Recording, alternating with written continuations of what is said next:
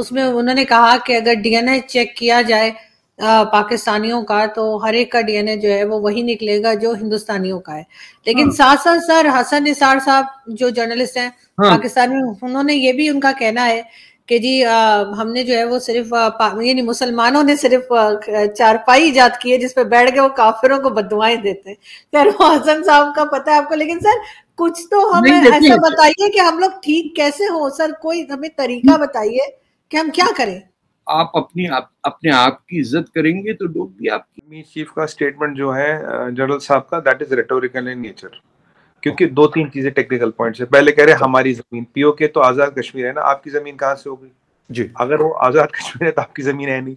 दूसरा, आपने UN convention की बात करी। यूएन कन्वेंशन में पहले लिखा पाकिस्तान पूरी आर्मी निकाले, उसके 6 महीने बाद इंडिया निकालेगा, 1 साल बाद, तो फिर उस पर प्लेबिसाइट होगा। तो आप आर्मी निकालने को तैयार है क्या? निकाल दीजिए, फिर बाद में करेंगे। तो दो चीजें do not stand conceptually. Let me begin this conversation with, first of all, congratulating you. You got a new general manager.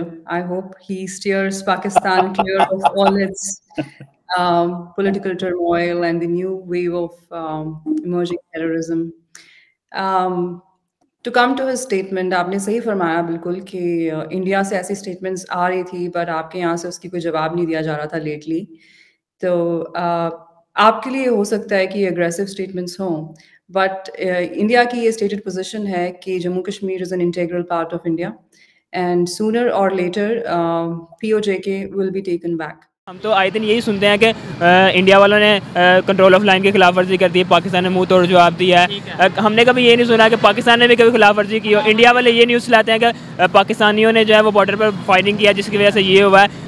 ये कि डेवलपमेंट के इवज़ हमने गुलामी को तो नहीं ना खरीदा। आप भी कश्मीर से हैं? जी जी, मैं भी अल्हम्दुलिल्लाह कश्मीर से ही हूँ। ठीक है, डेवलपमेंट के इवज़ आपने गुलामी को नहीं खरीदना। जितनी आज़ादी हमें अपने आज़ाद कश्मीर में मिलती है, इतनी उन भाइयों को नहीं मिल पा रही।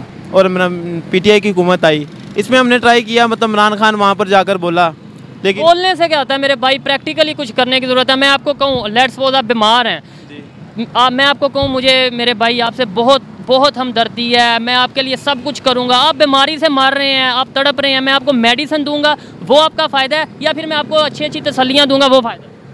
मतलब मेडिसिन देंगे वो फ़ायदा है ना। तो फिर खाली दावा करने से, मैं प्रैक्टिकली कह रहा हूँ क्या किया हमने, कुछ आप बताएं कुछ। और ये हमारे लिए शर्म की बात है कि वहाँ पर एक प्रोग्रेस हो रही है और हम यहाँ पर जो है वो नेगेटिव वे में लोगों के माइंड को नैरो माइंडेड कर रहे हैं कि भाई ये चीज़ इस तरह हो रही है, ये चीज़। Let me begin this conversation with, first of all, congratulating you.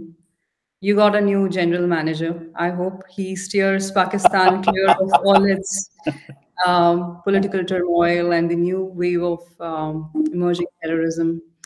To come to his statement, आपने सही फरमाया बिल्कुल कि इंडिया से ऐसी स्टेटमेंट्स आ रही थी, बट आपके यहाँ से उसकी कोई जवाब नहीं दिया जा रहा था लेटली। तो आपके लिए हो सकता है कि अग्रेसिव स्टेटमेंट्स हों, बट इंडिया की ये स्टेटेड पोजीशन है कि Jammu Kashmir is an integral part of India and sooner or later POJK will be taken back.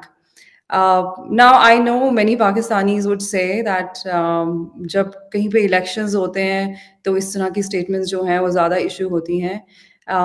I agree because this is an issue that many people are interested in.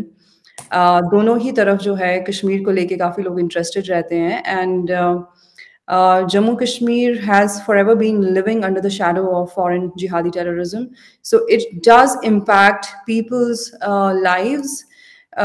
Not just the political class, लोगों को भी इसका solution का इंतज़ार है and लोग expect करते हैं हुकूमत से कि हमें बताया जाए कि इसका क्या फ्यूचर है। बहुत सारी फैमिलीज़ हैं जिनकी आधी फैमिलीज़ दूसरी तरफ हैं। So it is impacting people in so many ways. So I think the Indian leadership will continue to talk about it. And I know इसके बारे में lately ज़्यादा बात हो रही है, but I am not privy to that information कि अगर there is actually a plan और कुछ offensive करने की कोई तैयारी हो। But talking about your general, of course अगर वो LOC जाएंगे तो कश्मीर की बात नहीं करेंगे तो किसकी बात करेंगे। इनफैक्ट हम तो एक्सपेक्ट कर रहे थे कि वो अपनी ओथ टेकिंग सेरेमनी में ही कुछ ऐसी इस तरह की शुरली को छोड़ेंगे, बट थोड़ा सा लेट हो गया उनकी तरफ से।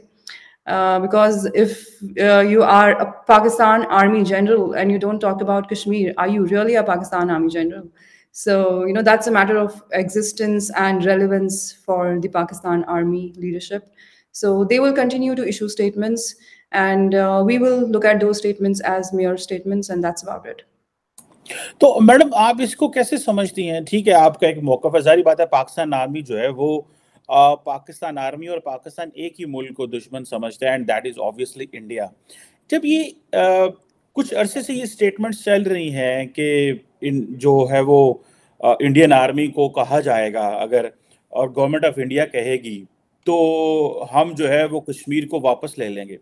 सो बहुत सारे हल्के कहते होंगे भाई इंडिया के पास न्यूक्लियर वेपन्स हैं, अच्छी इकोनॉमी चल रही है, प्राइम मिनिस्टर मोदी बड़े पॉपुलर हैं, तो देर किस बात की है? क्यों इनिशिएटिव नहीं लेते? क्यों अटैक नहीं करते? क्यों आप समझती हैं, या आप समझती हैं कि पॉलिटिकल स्टंट है?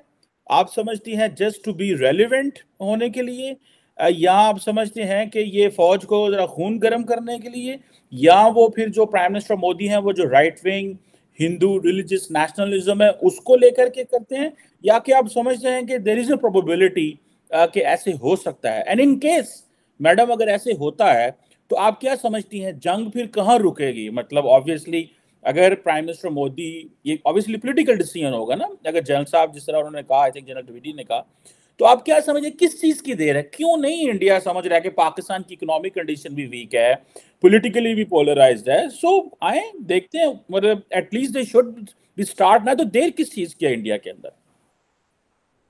I would say don't ask for what you are not prepared for, okay? So खुदा का नाम लें, ऐसी चीज़ों की आप ज़्यादा ख्वाहिश ना रखें। Again, I mean, it is for the Indian leadership to decide कि वो कब क्या करना चाहेंगे ना। It's not for the Pakistanis to decide कि इंडिया कब क्या करे। आप दावत दे सकते हैं ज़रूर इंडियन आर्मी को, आप पहले भी चाय वाय पिलाते रहे हैं, you are good hosts, but again, it's for the New Delhi to decide when do they want to take a call. Do not stand conceptually. दूसरी बात फखर भाई, Pakistan is not in a position to fight war. ये आपको भी पता, हमें भी पता है। फॉरेन एक्सचेंज नहीं है, एम्युनिशन नहीं है, कुछ नहीं है। बट मेरा जो डाउट था, मैं आपको अपना डाउट बताऊंगा, मैंने इस पे ट्वीट भी किया था, मैं काफी चैनलों पे बोल भी चुका हूँ जी। ऐसा क्या हुआ, देखिए पहले बाजवा साहब की रिटायरमेंट की डेट नहीं आ रही थी, मतलब ही नहीं थे कि रिटायरमेंट का, वो लग रहा था होंगे नहीं होंगे।